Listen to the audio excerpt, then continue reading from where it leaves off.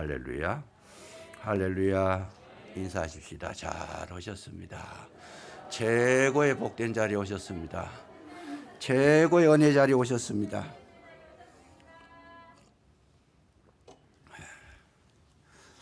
예, 2023년도 새해가 밝았습니다만은 우리에게 다가온 것은 밝은 것이 아니라 어둠입니다. 모든 들리는 그 소문들이 우리에게 정말 복된 아름 기쁨의 소식이 아니라 어둠의 소식들, 세계적인 경제 위기, 여러분 익히 많이 들으셨을 겁니다. 벌써 선진국이 무너지는 그런 이야기들이 들려오고 있고, 그 여파가 결국은 중진국을 넘어서 후진국에까지 파급될 가능성이 다분히 많은 것이지요. 그러니까 경제적인 위기가 온다라는 거, 이거는 부정할 수가 없습니다. 코로나가 좀 잠잠해지는 것 같더니 오히려 지금 변종 코로나가 또 나타나서 우리를 괴롭히고 있습니다. 그러니까 앞으로는 이 성경적으로 보면 이 코로나뿐만 아니라 더 악질, 더 독한 질병들이 더 확산될 것이 분명하다라는 거죠. 그러니까 이런 소리가 우리에게는 굉장히 위협적으로 들리고 어두움의 소리로 들릴 수밖에 없는 거죠. 그러니까 지구의 3분의 1이 뭘로 이 질병이나 여러 가지 악재로 인해 가지고 생명을 잃을 것이다.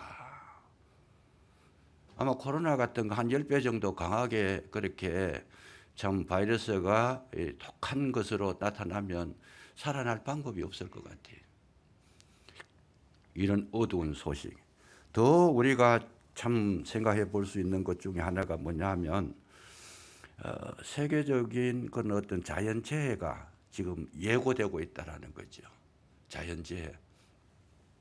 지금 우리가 살고 있는 이 지구는 굉장히 위험합니다. 전문가들의 이야기를 잠깐 제가 빌어서 말씀을 우리가 좀 나누어 보면, 앞으로 이 온난화 때문에 지구에 나타날 현상들, 이거를 가만히 들어보면 굉장히 위험한 것이다. 지금 해수면의 온도, 바다의 온도가 2도만 올라가게 돼도 모든 세계에 미치는 그런 어떤 파급되는 아주 재앙 같은 재해가 어마어마하다는 것입니다. 2019년도에 우리가 경험했던 것 중에 하나가 인도양의 그 해수면의 온도가 2도가 올라갔습니다. 우리가 생각하면 2도가 같으면 아무것도 아닌 것 같은데, 그 2도 때문에 호주에서는 건조 현상이 일어나 가지고 호주 온 땅의 80% 내지 90%가 화재가 일어나 가지고 다 태웠습니다. 그래서 호주라 그러면 그 동물의 왕국이고 자연 보호를 잘하는 나라고, 특히 거기에 코알라라고 하는 그런 동물이 사는데, 그게 그 화재로 인해 가지고 8만 마리가 살았는데 6만 마리가 다 죽었다는 거죠. 거의 초토화 돼 버렸어요, 그냥. 그랬는데 그 반면에 그 반대편에 있던 아프리카 쪽, 동아프리카죠. 동아프리카 쪽에서는 어떤 일이 일어났느냐. 비가 너무 많이 와가지고 모든 국가가 동아프리카에 속한 탄자니아나 소말리아나 이런 지역에서의 그 자연재해, 홍수로 말미암아 가지고 거의 모든 게 다 떠내려가 버리고 파괴가 돼 버렸는데, 그것만 끝난 것이 아니고 그것이 어디로 올라갔습니까? 중국 쪽으로 올라와 가지고 중국이 굉장한 홍수로 난리를 났죠. 그것이 일본으로 오고 한국으로 와 가지고 우리도 지난번 흰난노라고 하는 엄청난 그런 태풍을 경험했습니다. 중요한 것은 뭐냐? 이 자연의 해수면이 올라가고 이런 문제가 생겼을 때에 이게 양극화 현상이 일어난다는 거예요. 어떤 양극화? 한쪽에는 모든 그 바닷물이 전기가 수분들이 수증기로 돼가지고 하늘에 쌓여서 그야말로 폭우가 되어 내려오는데, 한쪽에서는 건조하다라는 거예요. 한쪽에서는 지금 너무 막 건조해가지고 불이 나고 온도가 높아가지고 못 살 지경이 되는데, 한쪽에서는 물이 너무 많아가지고 이것이 그냥 완전히 그냥 파괴가 되는 이 양극화 현상. 그러니까 앞으로는 이제 이 지구가 모든 게 양분화돼 버립니다. 양분화된다는 것은 이 사람들 세계도 마찬가지입니다. 좌파 우파가 나뉘는 거죠. 양극화돼 버리는.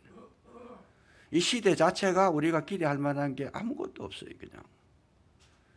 그러니까 한쪽은 굉장히 너무 막 더워서 죽겠는데 한쪽에서는 너무 추워서 죽겠다. 이런 현상들이 지난번에 영국에도 나타났잖아요. 거기에는 1년 내가도 한 번도 그런 적이 없었는데 기온이 40도, 45도까지 올라가 버렸어요.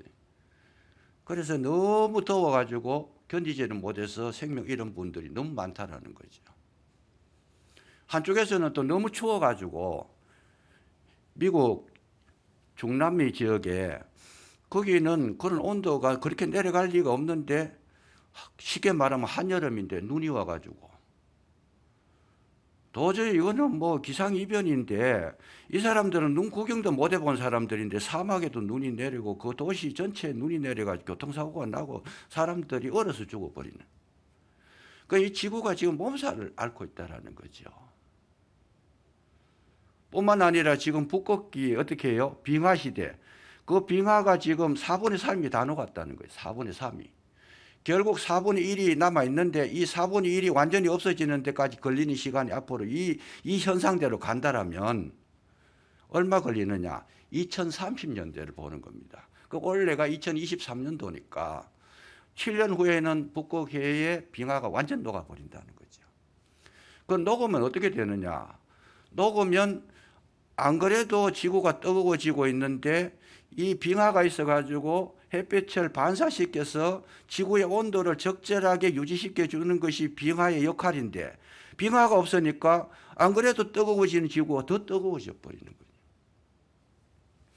그러면 지금 일어나는 이 자연재해의 5배, 10배, 20배 계속 가속화돼 버리면 견딜 수가 없다라는 거죠.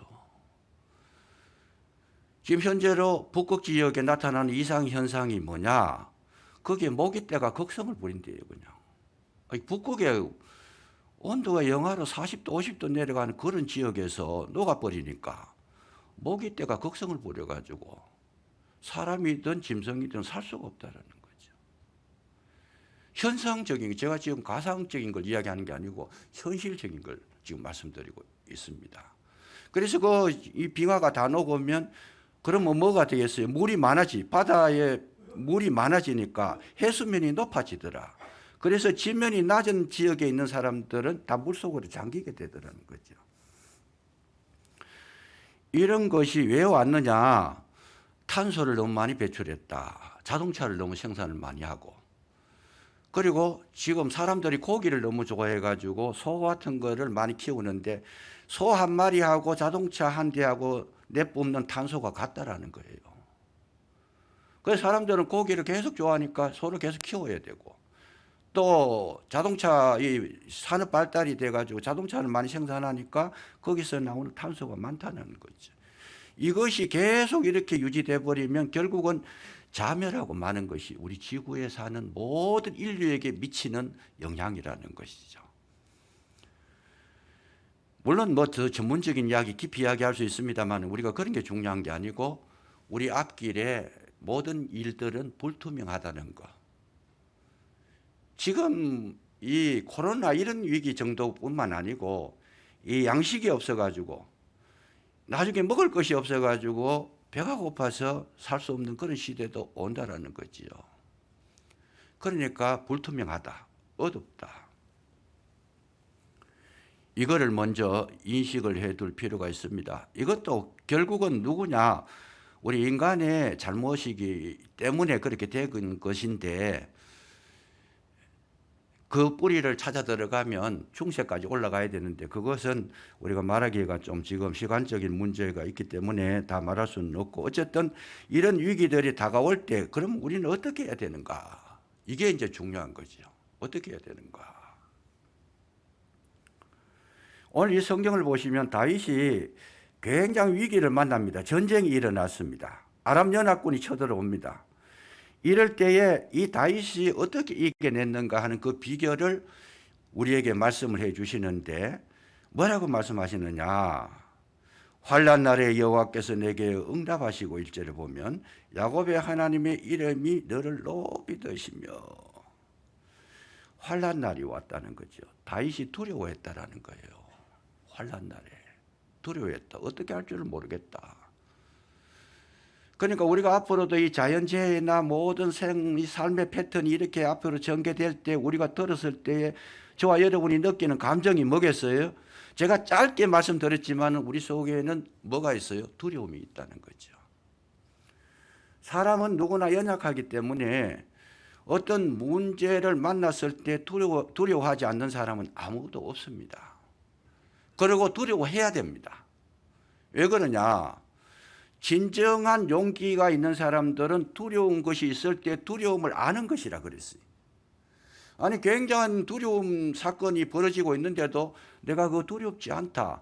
그분은 지금 이 멘탈이 붕괴된 거예요. 자기 감정이 붕괴된 거고 뭔가 감각이 이상이 온 거예요. 그러니까 세상에 두려움이 오고 있으면 두려움을 느껴야 된다는 거예요. 느껴야 된다. 근데 나는 괜찮다. 뭐 그냥 뭐 되는 대로 살다가 뭐 세상 끝나면 되는 거지. 이 사람은 정상적인 생각을 하고 있는 게 아니다는 거예요. 그래서 이 우리 기독교의 가장 큰 특징은 뭐냐? 절망 가운데에서 그 절망을 알게 하는 것이 하나님의 뜻이라는 거지요. 그런데 이 심령이 고장이 나면 죄를 죄로 여기지 않고 무서움을 무섭게 여기지 않고 아픈 것도 아프지도 않아요. 이게 뭐냐면 문둥병자와 같아가지고 몸이 심각하게 병이 들었는데 감각이 없어요. 그냥 심각하게 병든 것도 위험하지만 감각이 없는 건 더 위험하다는 거예요. 지금 우리가 신앙생활을 하고 살아가시지만은 정말 하나님을 믿고 믿음으로 살아가느냐? 그 믿음으로 살아가야 되는데 믿지 못하는 분들도 많고, 그리고 예배 때 하나님께서 임재하시는데 임재를 느끼지 못하고 우리가 예배 드리는 분들도 많다는 거예요. 이게 굉장히 위험한 건데, 그런데 그 위험한 것 자체도 우리가 느끼지를 못하고 있으니까 더 위험한 것이다. 그래서 다윗은 어려움이 왔을 때, 전쟁이 일어났을 때, 문제가 생겼을 때 그가 뭘 했느냐? 마음속에 염려하고 걱정하고 두려워하고 괴로워하고 아파했다라는 거죠. 그게 그 정상이 건강한 사람이에요. 우리가 살을 꼬집었을 때 아파야 돼. 그런데 나 괜찮다. 그러면 이 손은 이건 지금 문제가, 신경적인 문제가 심각한 거잖아요. 이런 문제를 우리가 정확하게 짚어낼 수 있어야 되고, 우리 앞길에 지금 다가오는 이런 어려움들을 보면 이 어려움에 대한 경각심을 가지는 것이 당연하다라는 거죠. 그래서 오늘 우리는 뭐부터 해야 되느냐? 하나님 앞에 섰을 때에 정말 하나님 앞에 내가 살아있는가부터 점검을 해 들어가야 된다는 것이다. 내가 정말 하나님 믿고 있는가? 이 감각이 없다라면, 믿음이 있다라는 것, 자신이 있다 없다 이것도 모른다면 고장난 신앙이지. 지금 내가 기도를 했는데 하나님 들으신다 못 들으신다 안 들으신다 이거를 모른다면 문제가 있는 거죠. 그래서 하나님 하시는 방법은 뭐냐? 문제를 던져주면서 그 문제에 대한 반응을 보시는 거다는 거죠. 문제의 반응. 그래서 우리 인생이라는 것이 뭐겠어요? 아이고 내 삶에 살다 뭐 될 대로 되라. 그건 포기한 삶이다. 포기한 삶이다. 거기에는 아무것도 기대할 것이 없어요. 왜? 자기 자체가 절망해버리고 자기 자신이 포기해버렸는데 누가 그를 도울 수 있으리요? 뭔가 모르게 거기에 대해서 갈급함이 있어야 되고, 거기에 무슨 문제점을 발견해야 되고, 그 문제점에 대한 뭔가 해결하려고 하는 열심과 정성과 노력이 필요한데 이런 것이 없다라면 말로는 살아있다 했지만 실상은 죽은 자로다. 그래서 우리가 살아가시면서 뭘 해요? 식사를 하시잖아요. 식사를 하실 때 제일 중요한 게 뭐겠어요? 음식이 맛이 있니 없니가 그런 게 아니고 내가 배고픔을 느끼고 있느냐 느끼지 못하느냐 그게 중요한 거예요. 늘 배부르면 밥 먹을 필요가 없어요. 그냥 식사할 필요가 없잖아요. 늘 배부르니까. 그래서 내가 얼마나 배가 고픈가. 그래서 무엇이라도 배가 가장 고팠을 때는 무엇이라도 주면 그 밥이나 뭐나 무엇인지 가리지 않고 받았을 때에 그것이 맛있다는 거예요. 그 배고픔을 느끼는 것이 내가 살아있다는 증거라는 거죠. 그래 이런 것들을 우리가 눈여겨 보실 필요가 있는데 마지막 시대가 되면은 이런 사건이 이런 어떤 그 느낌이 감각이 없어진다는 거죠. 없어진다. 이제는 자꾸 감각이 무뎌져요.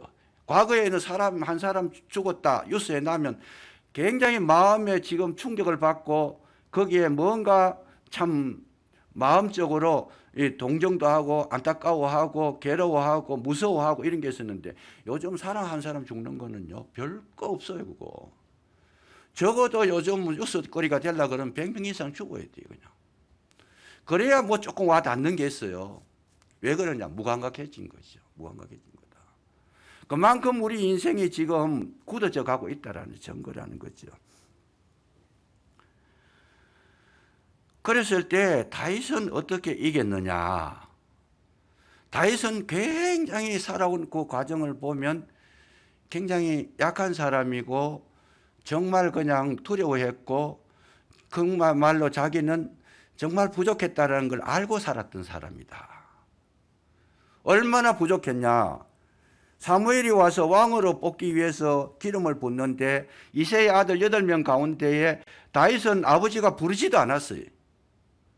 그만큼 이 다윗이라고 하는 존재는 인정도 못 받는 아주 그냥 무시당하는 존재였다는 거죠. 어렸을 적부터.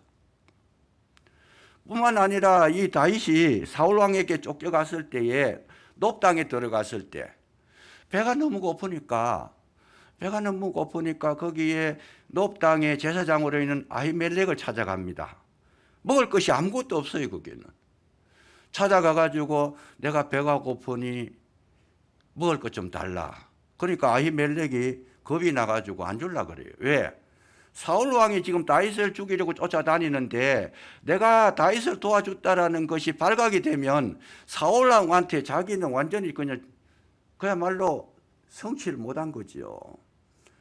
그러니까 아히멜렉이 물어봅니다. 너 네 스스로 왔느냐?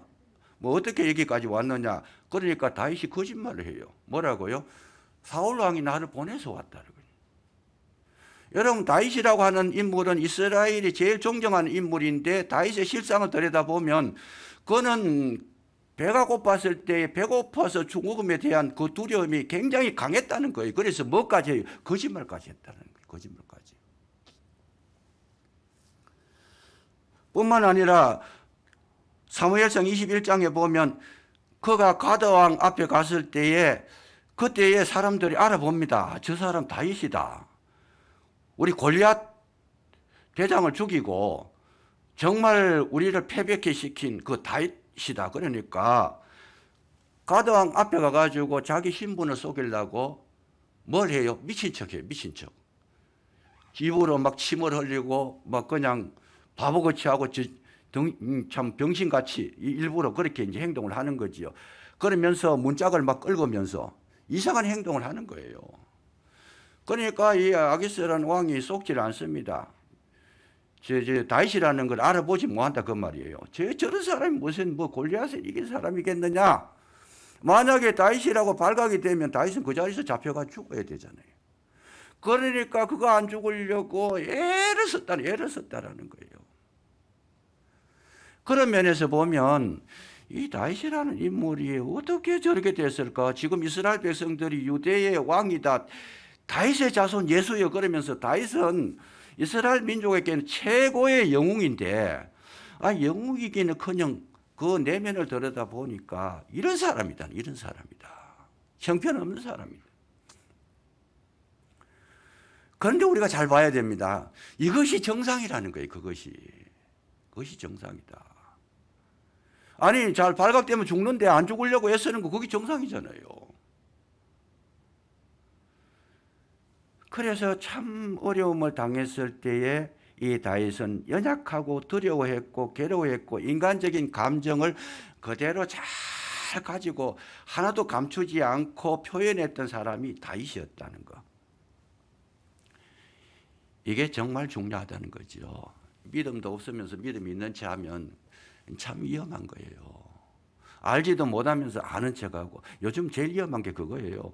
정말 진리를 마지막 시대가 되면 사람을 조심하라 그래. 거짓 선지자가 일어난다. 거짓말 하는데도 그 사람 만나가지고 그거 따라가면 죽는 거예요. 마지막 시대에 거짓말이 많이 나오는데 진리를 확실하게 아는 사람은 거짓 선지자를 만나면 알게 되지만 적당하게 아는 사람은 거짓말을 하면 그것이 더 좋아 보여요. 자기도 거짓자니까 좋아 보여요. 그러니까 우리가 마지막 때에 제일 우리가 멀리해야 될 사람이 누구냐? 사람을 잘 만나야 된다는 거죠. 거짓자를 만나면 뭐 형편없이 그냥 나락에 떨어져 버리는 것이다. 그래서 이런 어려움이 있을 때 다윗은 어떻게 이겨냈는가? 이것이 우리에게 주시는 메시지입니다. 저는 일주일 이 말씀을 가지고 묵상을 하면서 정말 가슴 속에 이 어려운 난관을 어떻게 극복해야 될 건가? 하나님이여 힘을 주십시오. 기도하는 마음으로 계속 말씀을 들여다봤습니다. 이 자연재해나 모든 그 인간적인 실수도 있지만은 아무리 우리가 조심을 해도 이길 수 없는 재해들이 다가오는 거예요. 피할 수 없는 이런 어려움들이 다가오는 거예요, 지금. 몇몇 사람이 잘해가지고 되는 게 아니에요. 이 세계적인 움직임이, 이 재앙이 몇 사람 잘해가 해결되는 게 아니고 이거는 지구 전체에 몰려오는 것이기 때문에 어차피 우리는 겪어야 된다는 거죠. 하나님께서 우리에게 어려움을 주신다. 피할 수 없는 어려움. 코로나 누가 피하겠어요? 저는 지난주에 그러니까 코로나에 감염이 돼가지고 어디서 왔는지도 모르겠어요. 그냥 뭐 많이 만난 사람이 많지도 않은데 그런데 누구에게서 옮겨졌는지 전혀 알 수가 없어요. 그냥. 그런데 화요일 날 새벽 기도를 하려고 그러면 찬송이 안 나와요. 그러니까 보니까 감염 현상이 한 3일 있다가 그 현상이 나타난다는 게 대부분이 전문가들 이야기가. 그러니까 주일날 거기 나타난 거예요. 주일날 뭔가 감염이 됐다는 얘기. 화요일날 나타났으니까. 그런데 주일날 제가 했는 것이 몇 가지밖에 없어요. 그냥. 근데 그걸 알려고 하는 게 아니고 이거는 막을 수가 없다라는 거예요. 누구든지. 목사라고 피해가는 게 아니고 목사라고 뭐 코로나 안 걸리냐. 안 걸린다 하면 그게 더 이상한 거죠. 막을 수 없는 이 자연현상들 이런 것들이 우리에게는 어차피 오게 돼 있어요. 그냥. 모든 인류가 겪을 때 나는 빠진다. 그럴 수는 없는 거 다 같이 당하는 거예요. 그냥. 요셉이 애굽에 팔려갔을 때 시편 105편에 보면 이렇게 말씀합니다. 종으로 팔렸고 그 발은 착고에 채였고 그 몸은 쇠사슬에 매였다. 요셉이 애굽에 팔려갈 때에 자기가 자원한 것도 아니고 자기는 형들한테 심부름 갔는데 갑자기 그냥 구덩이에 빠졌고 팔려서 애굽으로 갔는데 전혀 상상하지도 못한 일이 일어났어요. 여기 보면 수동태입니다. 전부 다. 그거는 팔렸고 채였고 사슬에 매였다. 자기가 매인 것이 아니고 타이에 의해 가지고 그렇게 어려움을 겪게 됐다 그 말이에요. 형들에 의해 가지고. 그럼 요셉이 뭐 자기 힘으로 스스로 그렇게 한 게 아닌데 세상 일이라는 것은 전부 다 내가 원치 않는 일들이 다가온다는 거예요. 다가온다. 그랬을 때에 요셉이나 다윗이나 위대한 인물들, 특히 오늘 본문에 나타난 다윗의 이 위대한 인물들이 그 문제를 어떻게 해결해 나갔느냐 하는 거. 이것이 이제 저와 여러분이 마땅히 누려야 할, 또 지금 깨달아야 할 메시지가 거기에 있다라는 거죠. 어떻게 이겼는가? 어차피 피할 수 없는 건데, 어차피 우리가 이길 수 없는 건데, 입이 젖는 싸움인데 어떻게 이겼느냐? 요셉이 팔려가가지고 17살에 팔려가가지고 30세 애굽의 총리가 될 때까지 이겨낸 비결, 보디발의 종살이를 하면서 집에 들어가가지고 그 아내 부인의 유혹을 받으면서 감옥에 들어가면서 모든 역경을 이긴 그 비결이 뭐였느냐? 요셉은 뭘 생각했어요? 하나님께서 자기에게 보여주신 그 꿈을 생각했다라는 거예요. 해와 달과 열한 별이 너에게 절을 하더라. 하나님께서 미리 보여주신 게 있었어요. 형제들의 그 볕단들이 내 볕단에게 곡식을 거두는데 와가지고 절을 하더라. 요셉이 붙들었던 것이 뭐냐? 환경을 붙들은 것이 아니고 거기 하나님의 약속을 붙들었던 거예요. 하나님께서 내게 꿈을 주셨다. 하나님께서 내게 말씀을 주셨다. 그래서 반드시 형들이 내게 와서 절하는 그 시간이 올 것이다. 이 믿음, 하나님의 약속의 말씀을 바라보고 견딘 시간 13년 동안을 그 암흑 같은 시간들, 어둠의 시간들, 두려움의 시간들을 그 말씀을 의지해가 꿈을 의지해가지고 능히 이겨냈다라는 거예요. 그래서 나중에는 어떻게 합니까? 형들을 만났을 때도 형님들이여 근심하지 마소서, 한탄하지 마소서. 형님들을 구원하시려고 하나님께서 앞서 나를 보내셨나이다. 뭐예요? 형들을 본 것이 아니고 뭘 봤어요? 하나님의 약속의 말씀을 부여잡았다는 거예요. 여러분, 말씀을 붙잡으시기를 주의 이름으로 축복합니다. 비결이 1번이 이거였어요. 다윗이 어려움에서 이겨낸 것은 뭐냐? 잘 보세요. 골리앗하고 전쟁이 싸워서 골리앗과 전쟁하게 되는데 붙었는데 사울 왕을 부려대가 모든 군사들이 다 숨어버렸어요. 굴 속으로 숨어버리고 막 피해버리고 도망가버리고. 왜? 골리앗이라고 하는 장군이 나오니까 너무 키도 크고 적어도 2m 70 정도, 거의 3m 가까운 사람이 나오는데 그가 들고 있는 이 창을 가지고 한 번만 휘두르면 보통 사람은 뭐 10명도 한꺼번에 그냥 날아가 버리는 거죠. 그런데 그런 장군이 앞에서 와서 그렇게 전쟁을 하면서 공격에 들어오면서 하는 이야기가 전부 다 이스라엘 백성을 막 무시해버리고 이스라엘 섬기는 신도 무시해버리고 여호와 하나님도 우습게 여기고 막 조롱을 하고 모욕을 하고 막 엉망진창을 만들어 놔놓으니까 나가서 싸워봤자 가서 얼마 안 있으면 뭐 다 그냥 막 죽임을 당하니까 다 도망가 버렸다는 거예요. 그때 다윗이 거기에서 보고 그 싸움에 나갑니다. 어린 다윗이 나가는 거죠. 나이가 어리니까 전쟁에 군사로 부름받지도 않았어요. 나가면서 물맷돌 그거 하나 가지고 나갑니다. 나가면서 뭐라고 이야기했느냐? 너는 창과 칼과 단창으로 나오지만은 나는 여호와의 이름으로 나간다. 나는 여호와의 이름으로 나간다. 그래서 이 골리앗이 온갖 조롱을 다 하는 거예요. 온갖 조롱을 다 하는 거예요. 너희 뭐 정말 내가 개인 줄 알고 짝대기가 나오느냐 뭐 그러면서 너희들이 믿는 신이 그 신이냐 그러면서 막 온갖 욕을 다 하고 있으니까 그런 조롱을 받을 만하지요. 골리앗 한 사람이 나오니까 다 무서워 도망가 버리니까 골리앗이 기가 살아가지고 막 그냥 이스라엘 아주 우습게 보는 거예요. 그때 다윗이 의분을 가지면서 너는 그런 걸로 가 나오지만 나는 여호와의 이름으로 나간다 하면서 하는 말이 뭐예요?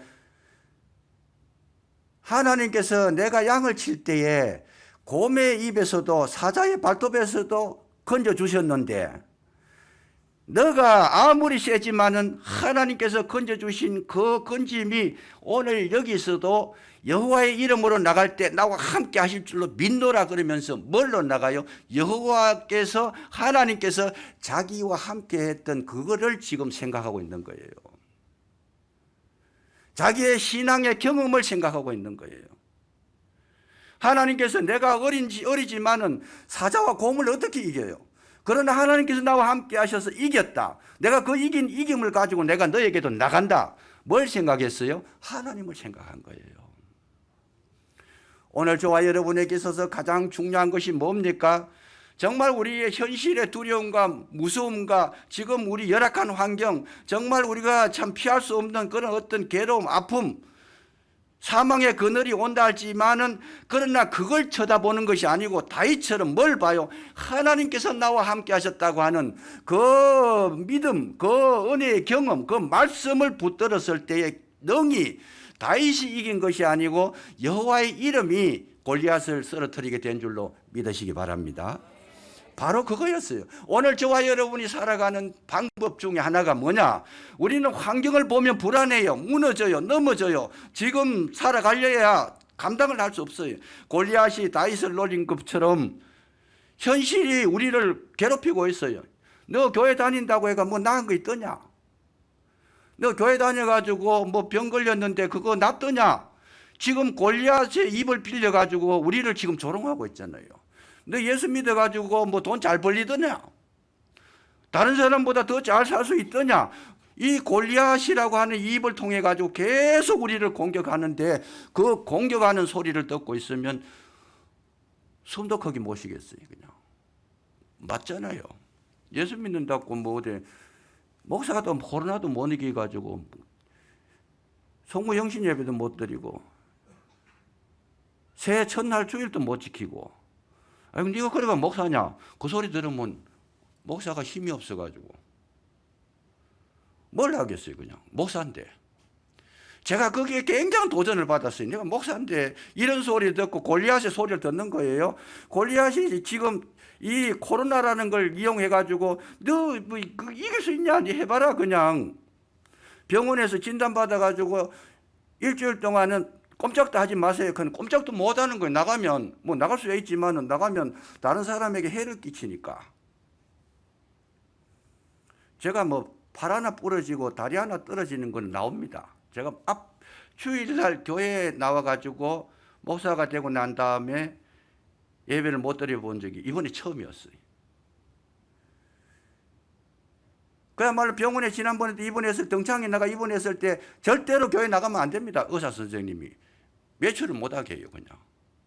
그래서 나는 가야 됩니다. 아니 그러다가 위험하면 어떡할래요? 아니 위험해도 괜찮습니다. 내 생명 내가 지킬 테니까. 의사 선생님 말씀은 고맙지만은 저는 가야 됩니다. 왜 가야 됩니까? 목사입니다. 근데 이번에는 못 나오겠어요. 왜 못 나오냐? 내가 나가면으로 인해 가지고 옆에 사람이 감염이 돼버리면 이거는 안 되는 거예요. 이거는. 그러니까 꼼짝없이 갇히게 됐는데 그 갇혔을 때에 골리앗의 입을 통해가 마귀가 뭐라 그러겠어요? 너 목사 별거 없잖아 봐라. 큰 소리 치지 마라 뭐. 무슨 능력이 있냐? 코로나도 하나 못 이기는 사람이 이런 조롱을 계속 받는 거죠. 마음속에 의분이 생긴 거지. 의분이 생겼다. 그래 내가 꼼짝 못한다. 교회도 못 나간다. 예배 설교도 못한다. 그래 알았다. 그러나 두고 보자. 오늘 끝난 거 아니다. 내가 오늘 끝난 거 아니다.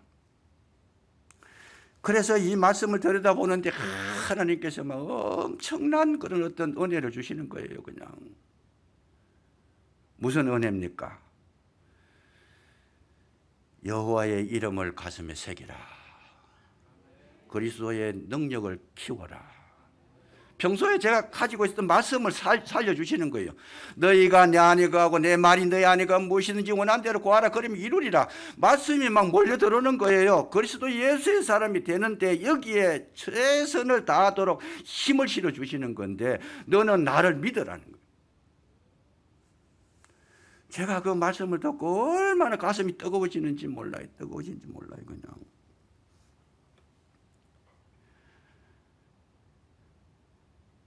잘 보세요. 하나님께서 우리에게 주시는 최고의 선물이 뭐냐?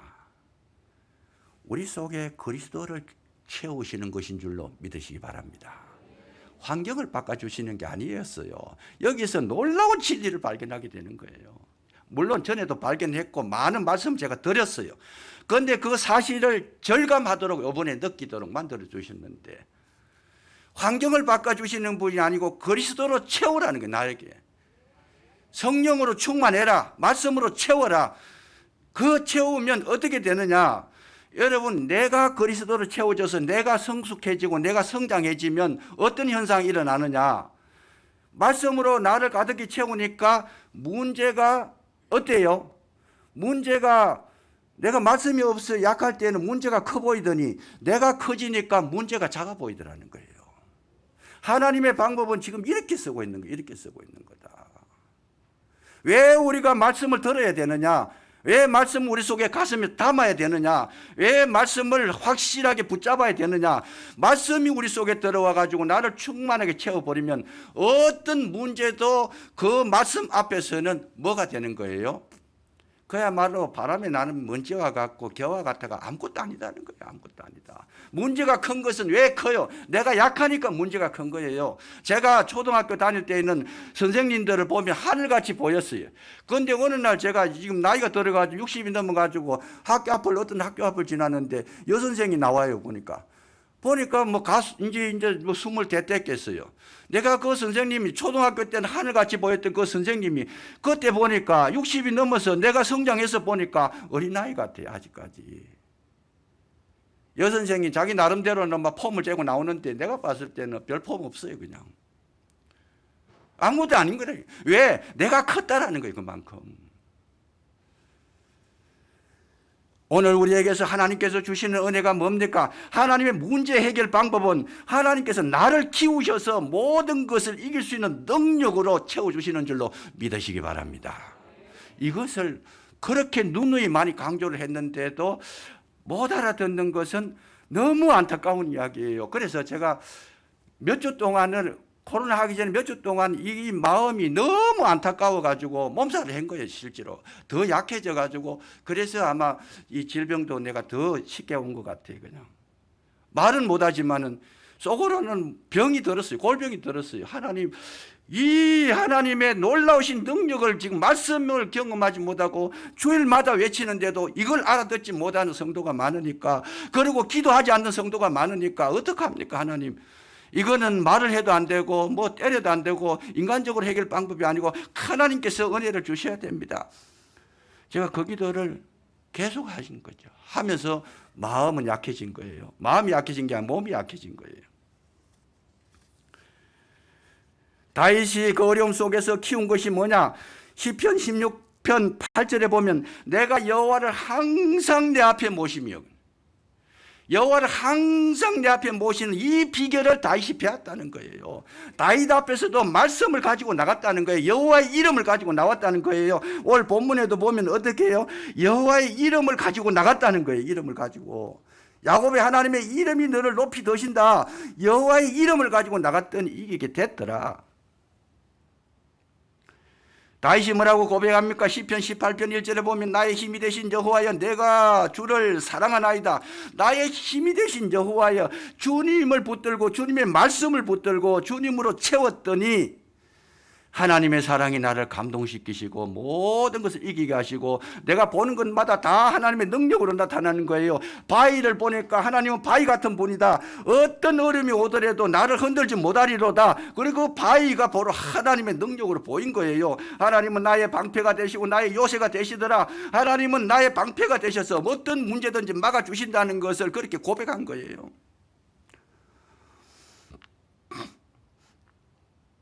적어도 우리는 이런 정도에까지 성장하고 성숙하면, 여러분, 세상이 아무리 혼란하고 어둡더라도 하나님은 피할 바위가 되시는 줄로 믿으시기 바랍니다.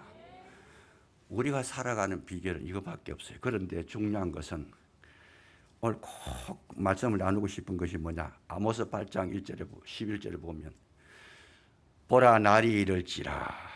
날이 이를지라. 그 날이 이르는데 어떤 날이 이르느냐? 기근이 온다는 거예요. 말씀에 기근이 온다는 거예요. 떡이 없어서 배고픈 것이 아니고 물이 없어서 가란 것이 아니고 하나님의 말씀이 기근이 온다. 마지막 시대가 되면 하나님의 말씀을 경험하지 못하는 시대가 온다는 거예요. 홍수가 나서 말씀이 정말 지금은 뭐 그냥 관심만 있으면 말씀이 폭포수와 같이 쏟아지잖아요. 텔레비전에서도 나오고 뭐 하여튼 인터넷에서도 나오고 휴대폰에서도 나오고 말씀이 홍수가 되지만은, 그런데 기근이 왔다는 거예요. 기근이 왔다라는 것이 뭐예요? 그 홍수에 마실 물이 없듯이 그 많은 말씀이 들어왔는데, 그런데 그 말씀이 내게 힘이 되지 못하더라. 왜? 하나님께서 그 말씀을 그에게 주시지 않았기 때문에. 내가 동서남북으로 다니면 청춘 남녀가 다녀서 말씀을 구하기를 원하지만 구하지 못하고 저들이 지쳐서 쓰러지더라. 왜? 주시는 하나님이 안 주시니까. 왜 안 주셨어요? 계속 불순종하니까. 바로 그 말씀이에요. 이스라엘에 대한 경고의 말씀인데 오직 종말 때에도 바로 이런 현상이 나타나는 거예요. 계속적으로 말씀을 불순종하고 듣지 않으니까 이제는 알았다. 나도 말씀을 끊어버리겠다. 기근이 갈 거다. 말씀이 기근이 갈 거다. 그러니까 오늘날 우리가 신앙생활하는 것은 뭐예요? 말씀을 힘입어 신앙생활하는 것이 아니고 그냥 하는 거예요. 내 직분 때문에 내 형식적으로 내가 살아왔으니까 지금까지 살아온 신앙생활이 그랬으니까 어쩔 수 없이 앉았는데 하나님의 임재는 없는 거예요. 그냥. 그 신앙은 뭐예요? 능력이 없는 신앙이에요. 그 신앙에는 아무런 변화도 없는 거예요. 그 신앙은 두려운 일이 일어나도 이길 수 없는 신앙이에요. 그냥 지나가는 거죠. 나는 마음이 갈급해서 뭔가 이기고 싶은데 정작 그 이기려고 하면 말씀을 먹어야 되는데 말씀을 주신 하나님께서 막아버리니까 말씀이 들어오질 않아요. 마음만 갈급한 거지. 오늘 우리 시대가 그런 거예요. 뭔가 해결하고 싶은데 이기고 싶은데 이게 힘이 없는 거예요. 해산을 해야 되는데 해산할 힘이 없도다. 이것이 우리에게 있어서 최고의 아픔이라는 거예요. 내가 가정 문제를 해결해야 되는데 이 경제 문제를 해결해야 되는데 질병의 문제를 해결해야 되는데 마음은 원이로 돼 해결할 수 있는 성령의 능력이 말씀의 권능이 내게 오지 않고 중간에 차단돼 버리니까 마음은 갈급하지만은 결과가 없는 시대. 이것이 마지막 시대라는 거예요. 점점 이런 사람들이 많아지는 시대가 되어버립니다. 예배 드리는데 여기 누가 계셔요? 주님이 계시는데 그 임재를 우리가 느끼지 못하고 예배를 드리고 있어요. 그러니까 예배 시간에 잠 오면 자고 그냥 듣기 싫으면 안 듣고 그냥 뭐 뭔 뜻인지 이해도 안 되고 들어봐도 아무런 그것도 없고 내와 닿는 것도 없고 점점 영혼은 메말라가고 생명을 잃어가는 것이다. 그런 예배는 드리면 드릴수록 점점 마음만 아파지는 거지. 변화되고 은혜의 능력을 경험할 수 있는 그런 특별한 하나님과의 관계는 회복이 되지 않고 있다는 거죠. 오늘 우리가 회복해야 될 게 뭡니까? 말씀을 회복하셔야 됩니다. 그리스도가 내 속에 들어오셔야 됩니다. 그리스도가 나에게 들어오셔서 50%, 60%, 70%, 80%, 90% 채워지고 100% 태워지면 너희가 내 안에 내가 너희 안에 거하면 뭐해요? 우리는 만물이 다 가볍게 보이는 거죠. 어떤 어려움이라도 그 어려움이 나를 해하거나 넘어뜨리지 못하고 나를 공격하지 못하도록 누가 말씀이 예수 그리스도께서 그거를 막아주셔서 능히 이기게 하시는데 그 결과는 뭐냐? 여기 보면 여러분 7절 끝에 보세요. 우리는 여호와 우리 하나님의 이름을 자랑하리로다. 우리가 해야 할 것은 뭐밖에 없어요? 하나님께서 나를 여기까지 구원하셨더라. 에베네셀의 하나님이더라. 하나님을 자랑하는 것만이 저와 여러분이 해야 될 찬양인 줄로 믿으시기 바랍니다. 이거 하시는 거 이거. 우리는 실패하는 자가 아니고 성공한 자요. 우리는 지는 자가 아니고 이긴 자요. 우리는 이미 주님의 은혜 가운데 산 자인데 말씀만 붙들면 어떠한 어려운 태산 같은 그런 문제도 해결될 줄로 믿으시기 바랍니다. 이거를 우리가 회복해야 된다는 거, 이거를 회복해야 된다. 그래서 우리가 그냥 신앙생활 하는 것이 아니고 이 생명을 소유한 자들은 마귀가 와도 두려워하고 한 길로 왔다가 7길로 도망가 버리는 거예요. 저 사람 못 이기겠다. 도망가 버리고 문제가 오더라도 문제가 결국 나에게 유익이 되지 그 문제 때문에 내가 실망하지 않습니다. 찬송이 뭡니까? 이 풍랑인 연하에 더 빨리 갑니다. 그것이 저와 여러분이 불러야 될 찬송인 줄로 믿으시기 바랍니다. 승리하시기를 주의 이름으로 축원합니다. 기도하겠습니다. 감사합니다.